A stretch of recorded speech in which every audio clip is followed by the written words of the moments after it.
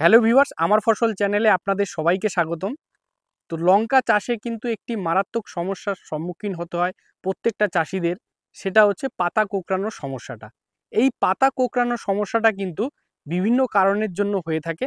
তার মধ্যে অন্যতম হচ্ছে যে সাদামাছি অথবা থ্রিপসের অ্যাটাকে কিন্তু পাতা কোঁকড়ানোর সমস্যাটা হয়। আরেকটি কারণ থাকে, সেটা হচ্ছে মাকড়। লঙ্কাতে কিন্তু হলুদ মাকড় হয়ে থাকে, যার জন্য কিন্তু পাতা কোঁকড়ানোর সমস্যাটা দেখা যায়। তো এই পাতা কোঁকড়ানোর সমস্যাটা কিন্তু প্রত্যেকটা চাষিদেরকে একটা চিন্তার কারণ হয়ে দাঁড়িয়ে থাকে। তো এই চিন্তাটা দূর করার জন্যই কিন্তু আজকের এই ভিডিওটা আপনারা শেষ অবধি দেখতে থাকুন। তো আজকে আমরা একটা লঙ্কা ক্ষেতে রয়েছি। এই লঙ্কা ক্ষেতের মধ্যেই কিন্তু পাতা কোঁকড়ানোর সমস্যাটা দেখা গিয়েছে। তো আপনারা দেখুন যে এই যে আপনারা দেখতে পাচ্ছেন যে এইটা কিন্তু পাতা কোঁকড়ানোর সমস্যাটাতে গাছটাকে পুরো কিন্তু নষ্ট করে দিয়েছে। এই যে পাতা কোঁকড়ানোর সমস্যাটা আপনারা দেখতে পাচ্ছেন, পাতা কিন্তু নিচের দিকে কুঁকড়ে গেছে, মানে নৌকোর মতো, উল্টো নৌকার মতো ভাঁজ হয়ে রয়েছে। তো এই সমস্যাটা যে আছে, এই সমস্যাটা সাধারণত মাকড়ের জন্য হয়ে থাকে। এই যে আপনারা দেখতে পাচ্ছেন এই জমির মধ্যে আরেকটা গাছের মধ্যেও কিন্তু পাতা কুঁকড়ানোর সমস্যাটা রয়েছে।